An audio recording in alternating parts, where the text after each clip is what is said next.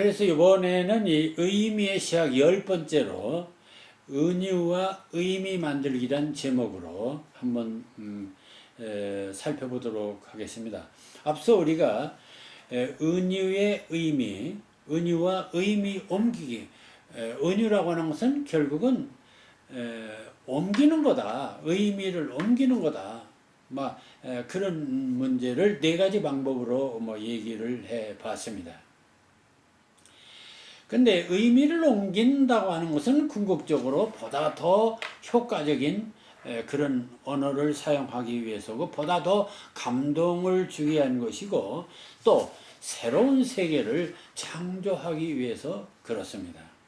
자, 그래서 우리는 이 문학을 창작이라고 얘기해요. 문학을 이제 글을 쓴다든지 시를 쓴다든지 소설을 작품을 쓸 때 우리는 창작이라고 그러죠. 그래서 그 일반 이론만 하는 그런 그 국어 국문학과가 있느냐면 문예 창작과에서 문예 창작이라는 말을 씁니다. 자, 창작, 새롭게 짓는다는 얘기입니다.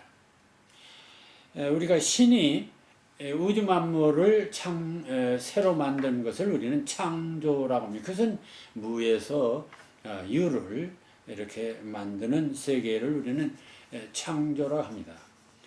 그럼 작가가 또는 예술가가 어떤 작품을 만드는 것은 뭐냐? 따지고 보면은 그것은 신이 창조한 사물을 가지고 다시 재창조하는 거 아니냐?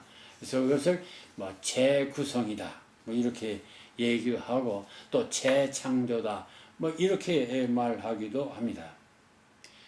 그래서 이것을 다른 말로 또 창작이라고도 하는데, 비록 그렇기는 하지만, 다시 말하면 신이 창조한 사물을 가지고 다시 하는 것이기는 하지만, 그래도 기존에 없었던 의미를 새로 그 의미를 부여한다.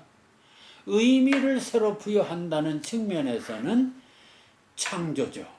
그런 의미에서 창작, 새로 지었다, 그런 얘기가 될 수 있는 것입니다. 그래서 우리가 문학작품을 보통 창작이다, 이렇게 얘기할 수 있습니다. 자, 그래서 이 창작, 그러니까 의미를 창작하는데, 자, 어떻게 의미를 그럼 구체적으로 실제 창작이 이루어지는가 하는 것입니다. 의미라는 것을 어떻게 창작하느냐, 새롭게 만드는 것이냐. 그 창작에는 크게 이런 것이 있습니다. 그 의미를 그러니까 변경시킨다 하는 얘기도 되고, 새롭다는 것은 변경이라는 얘기도 됩니다. 그럼 변화를 준다고 하는 것이 뭐냐? 그것은 바로 축소와 확대라는 얘기. 그러니까 기존의 의미를 축소시킨다, 기존의 의미를 확대시킨다, 이런 얘기도 되겠죠. 자, 축소.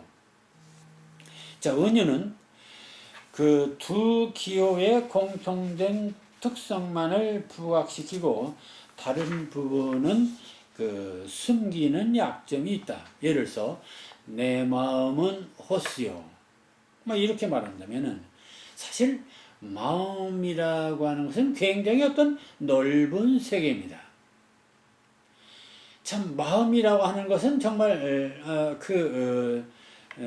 시시때때로 달라지는 가장 변덕스러운 세계죠. 자, 그런 그 마음의 세계를 내 마음은 호수요, 이렇게 말하면 그 호수라는 것으로 한정시키는 것입니다. 그것은 마음이라고 하는 대단히 무한히 넓은 의미를 호수라는 의미로 축소시켰다, 이렇게 볼 수도 있습니다. 물론 이제 역사적으로도 이런 게 있습니다만, 얼굴, 옛날에 그래요. 얼굴은 그 사람의 형체를 말했습니다. 근데 요즘엔 얼굴 하면은 안면만을 얼굴이라고 하기도 하죠. 그럼 그것도 일종의 역사적으로 보면 축소된 것일 수도 있는데, 그게 아니고 은유에서는 아예 언어를 이동시켜서 의미를 축소한다. 그러니까 내 마음은 호수여면 호수라는 마음이라는 넓은 의미를 호수라는 의미로 축소시킴으로써 변화를 주는 것이라고 볼 수 있습니다. 이 의미 축소의 아주 가장 대표적인 경전 중에 경전하면 아마 글쎄 성경이 있지 않느냐 그런 것입니다. 앞서서도 인용을 했습니다만 여호와는 나의 목자시니도 그 하나입니다. 여호와라는 것은 정말 무소부지한 정말 정말 전지전능하고 무소부지한 분으로 되어 있습니다. 그렇다면 얼마나 광대하고 넓고 그렇습니까? 그런데 여호와는 나의 목자시니 목자하면은 아주 축소시킨 것이죠. 그런가 하면은 또 아버지 하나님에서 하나님을 아버지라 이것도 굉장히 축소시킨 것이죠. 절대 신을 아버지라고 하는 어떤 인간적인 어떤 혈육 관계로 아주 축소시킨 것이라고 볼 수 있습니다. 특히 이제 기독교 성서에서는 아주 축소시킨 언어들이 많습니다. 그래서 이제 예를 들어서 예수 그리스도 자신이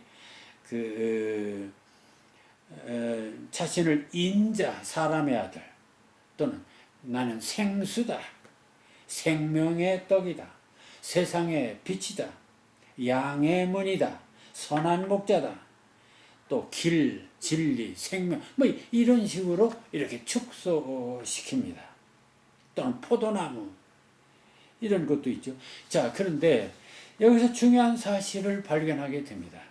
그것은 이 하나님이라는 이 거대한 어떤 하늘 위에 있는 세계를 그대로 놔두면 이 지상에 있는 인간과 소통이 안 됩니다. 소통이 불가능해요. 그럼 이제 이 소통이 불가능한 인간과 신과의 그 단절을 극복하는 길이 무엇이냐? 그 극복하는 길은 바로 하나님을 축소시키는 것입니다. 무엇으로? 인간 세계로 축소시키는 것입니다. 인간 세계로 축소시키지 않으면 인간은 하나님을 경험할 수가 없습니다. 결국 영원히 신과 인간 사이에는 단절이 있을 수밖에 없죠.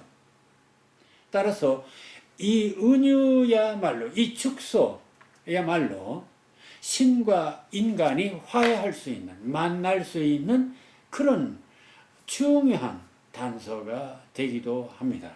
그러니까 우리가 이 축소의 개념을 그렇게 간단하게 볼 일이 아니다라는 얘기가 되겠습니다. 자, 그 다음에 이제 확대도 있습니다. 그러니까 그러나 세계는 이러한 은유적 치환을 통해서 그 의미와 가치가 새롭게 발굴되는 것이다. 따라서 새로운 지식이란 같은 대상일지라도 낡은 은유적 인식에서 새로운 은유적 인식으로 바뀐다는 뜻이며, 그러한 은유의 망상 조직이 바로 무한히 확대되는 지식의 세계라고 할 수가 있다. 자, 기존의 어떤 개념을 이걸 확장시켜요. 그러니까 언어라는 것은 한마디 가지고는 살 수가 계속 확장될 수밖에 없습니다. 그건 확장되다는 그만큼 구체화될 수 있다는 얘기가 되고 그만큼 발전한다는 얘기도 되겠습니다. 그러니까 우리가 새로운 지식이라는 게 뭐냐? 따지고 보면 새로운 은유를 개척해 가는 것이다. 이렇게 말할 수도 있죠. 자, 이런 은유의 확장. 자, 그래서 그럼 이제 예를 들어 이런 거 한번 생각해 볼까요? 우리가 손이라는 이 육체의 도구 중에 하나 손이라는 게 있습니다. 그럼 이 손이 어떻게 확장되어 가는지를 한번 볼까요? 자, 손이 필요하다. 그럼 뭐죠? 그것은 노동력이 필요하다. 뭐 그런 얘기 아닙니까? 손 좀 봐줘야겠다. 이건 뭡니까? 혼줄 좀 내야겠다는 것 아닙니까? 그 사람은 손이 크다. 정말 손이 큰 겁니까? 아니죠. 좀 씀씀이가 큰 거 아닙니까? 네. 그에게 손을 내밀었다. 그건 뭡니까? 도움을 요청했다는 것 아닙니까? 자, 그러니까 손이라고 하는 기본 언어가 결국 어떤 은유를 사용하느냐에 따라서 무한히 의미가 확장되어 가는 모습을 볼 수가 있습니다. 그 다음에 이동의 의미도 있습니다. 그것은 앞서서도 뭐 전이에서도 이 얘기를 했습니다만은, 결국 이 확대니 축소니 뭐 이런 것도 다 따지고 보면 뭐 이동이기는 하지만은, 한번 예를 들어보겠습니다만, 예를 들어서 팔찌 하면은, 우리가 팔찌 하면 이건 원래 장식품입니다. 그러나 이게 수갑이라는 의미로 또 이동할 수가 있습니다. 그래서 배우 하면, 옛날 배우는 체주꾼이었어요. 근데 요즘은 스타입니다. 배우가 스타, 아주 선망의 대상이 됩니다.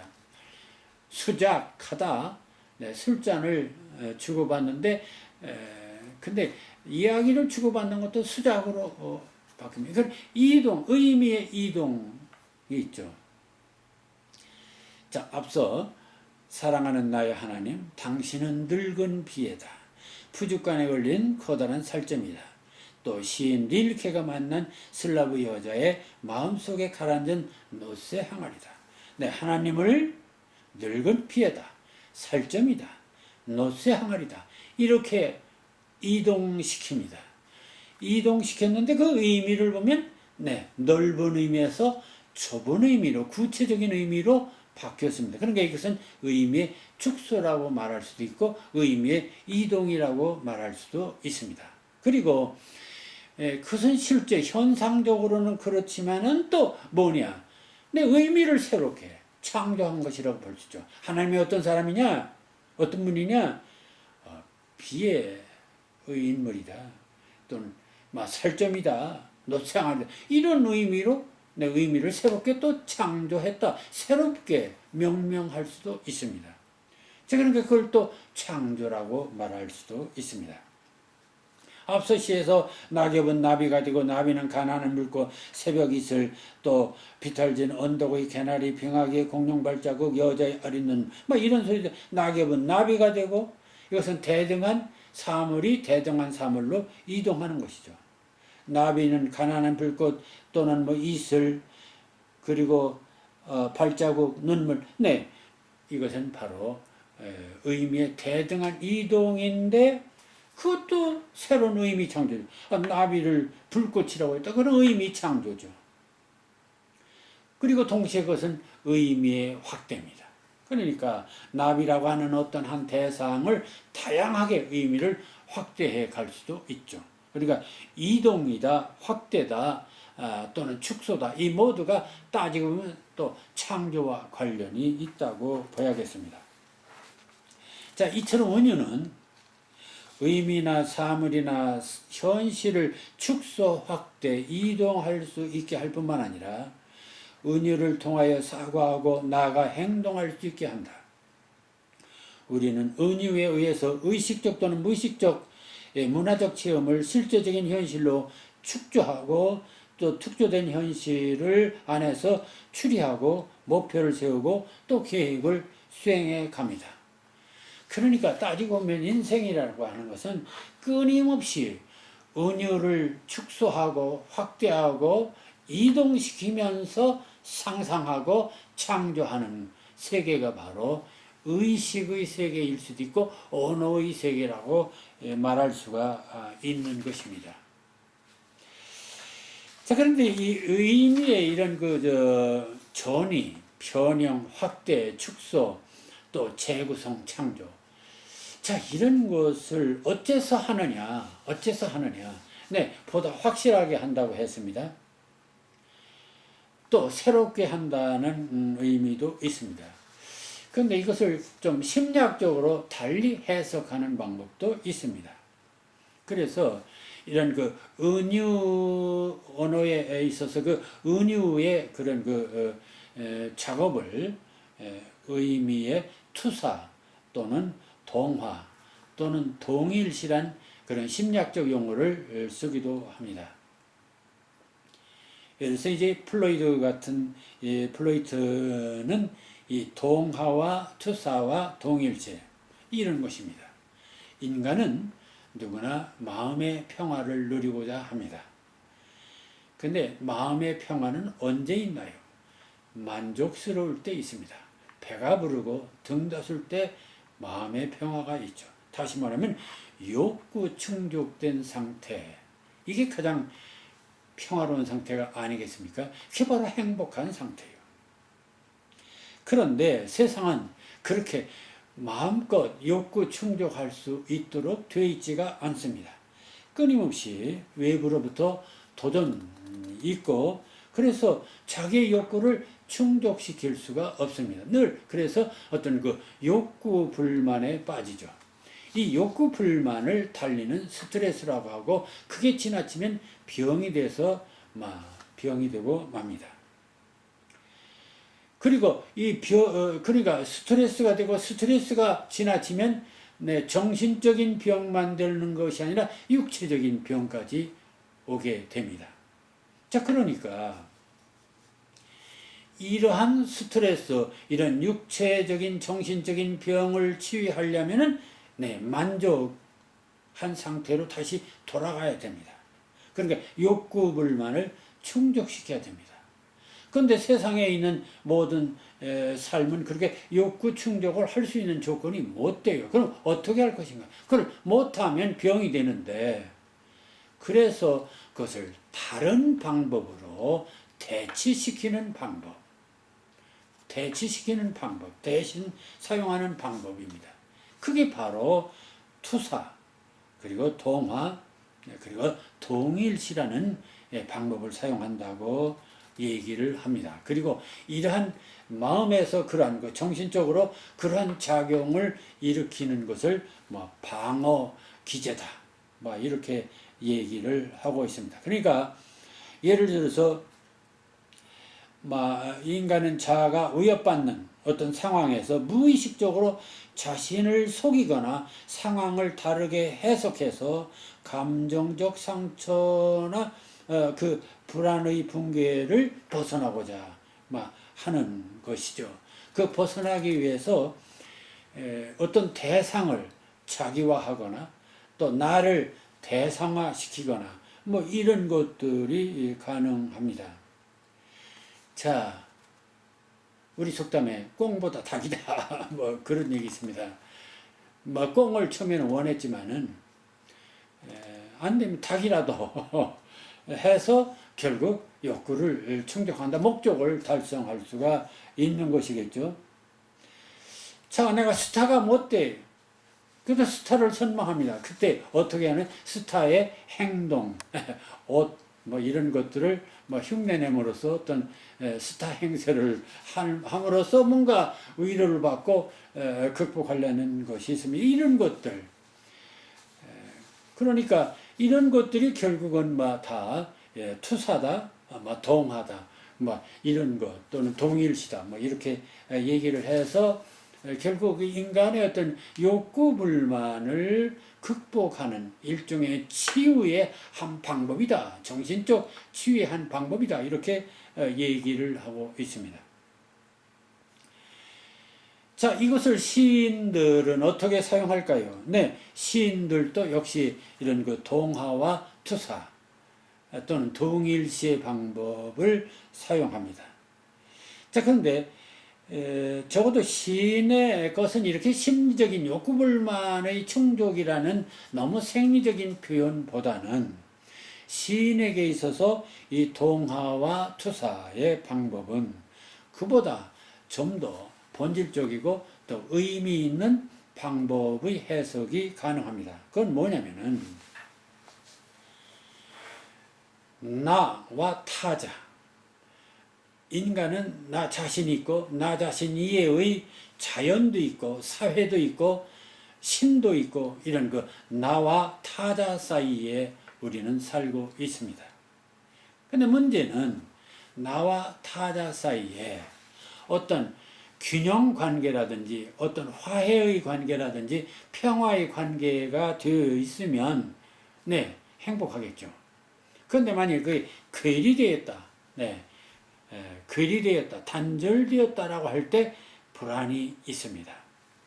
그러니까 적어도 시인들이 투사와 어떤 나와 타자 사이의 관계를 투사와 동화로 동일시하려고 하는 것은 따지고 보면 그런 그 단절 관계, 자아와 타자의 어떤 단절 관계를 극복하고자 하는 어떤 행위라고 볼 수도 있습니다. 그래서 이런 것입니다. 그러나 시인은 의식적으로 자아와 세계의 동일성을 추구함에 있어서 동화는 시인이 세계를 자신의 내부로 끌어들여서 그것을 내적 인격화하는 이른바 세계의 자아화, 타자를 자기로 이렇게 동일시하는 것, 나로 동일시하는 것, 또 인간으로 동일시하는 것입니다. 또 실제로는 자아와 갈등의 관계에 있는 세계를 자아의 욕망, 가치관, 감정에 적합한 것으로 만들어 역시 동일성을 추구할 수가 있습니다. 자, 이게 동화, 또 동일시의 방법. 근데 투사는 뭐냐? 자신을 상상적으로 세계에 투사하는, 내던지는 것입니다. 아예 자기를 다른 것으로 바꿔버리는 것입니다. 이처럼 동화에 의하든 투사에 의하든 자아는 세계와의 관계에서 소외되거나 세계와 괴리되거나 초월하지 않고 공존하려고 합니다. 이것이 바로 시의 진정한 가치다. 이렇게 또 말할 수 있습니다. 그리고 이러한 작업 역시 바로 은유라고 하는 메타포를 통해서만 가능한 것이 됩니다. 자, 시에서 이런 시를 한번 볼 수 있습니다. 노래도 바람도 아닌 괴이한 소리 따라 산을 넘어가고 있노라면 뒤에서 부르는 소리 있어 돌아다 보면 아무도 없는데 내가 이고 가던 하늘이 저 나뭇가지에 걸려 신음하고 있다. 최설룡의 다리를 건널 때라는 대목입니다. 내가 이고 가던 하늘이 대상, 타자가 저 나뭇가지 걸려 신음하고 있다. 신음하고 있다. 인간화. 하늘이 결국 인간화 되는 것이죠. 그러니까 이것은 동화라. 인간으로 동화, 하늘이 인간으로 동화되는. 그러니까 타자가 주체로 동화되는 어떤 모습을 볼 수가 있습니다. 자, 이렇게 됨으로써 하늘과 나의 어떤 괴리감이 극복될 수가 있는 것이죠. 자, 졸시에 내가 당신의 자녀가 되는 것은 이런 시를 또 써봤어요. 내가 당신의 자녀가 되는 것은 아슬한 봉우리, 휘날리는 깃발, 가을 하늘에 덩그렇게 빛나는 결실, 바로 추수꾼의 얼굴입니다. 막 이렇게 또 써봤습니다. 내가 당신의 자녀가 되고 싶은데 그 길은 뭐냐? 아슬한 봉우리. 네, 봉우리입니다. 그러니까 나가 어떤 봉우리 같은 존재 또는 휘날리는 깃발 그리고 가을 하늘에 덩그렇게 빛나는 결실, 적어도 그런 봉우리나 깃발이나 결실 같은 어떤 존재가 되었을 때 나는 당신의 자녀가 될 수 있는 것이 아니겠느냐. 그래서 이 봉우리나 깃발이나 결실, 그 목표의 세계일 수도 있습니다. 이것은 바로 나를 봉우리나 깃발이나 결실의 세계로 또는 얼굴로 투사시키는 것이죠. 자, 이렇게 해서 시라고 하는 것은 결국 의미를 어떻게 하면은 새롭게 창조하느냐? 그것은 축소와 확대와 이동을 통해서 창조한다. 왜 이동하고 축소하고 확대하는가? 그것은 바로 욕구 불만을 충족시키기 위한 어떤 심리적인 방어 기제 형식이다. 마음의 평화를 누리기 위한 것이다. 뭐 이게 이제 심리학적 해석이라면, 적어도 시적인 해석은 뭐냐? 나와 타자 간의 단절감, 그 단절을 극복하고 하나로 화해되는 세계를 모색하기 위해서 결국은 이동한다. 내가 타자로 이동하거나 타자가 내 자신으로 동화되거나 이런 방법을 통해서 결국 화해를 모색한다. 그렇다면 시란 뭐냐? 시란 결국은 하나의 화해의 예술이다. 이렇게 말할 수 있고, 평화의 예술이고 행복의 예술이고 만족의 예술이라고 할 수 있겠죠. 그런 점에서 시는 하나의 구원의 예술이고 치유의 예술이다. 이렇게 또 말할 수 있습니다. 그리고 그러한 수단 속에 바로 은유가 있다. 바로 여기에 은유의 시야의 본질이 또 여기에 있는 것입니다. 오늘 여기까지 얘기를 하겠습니다.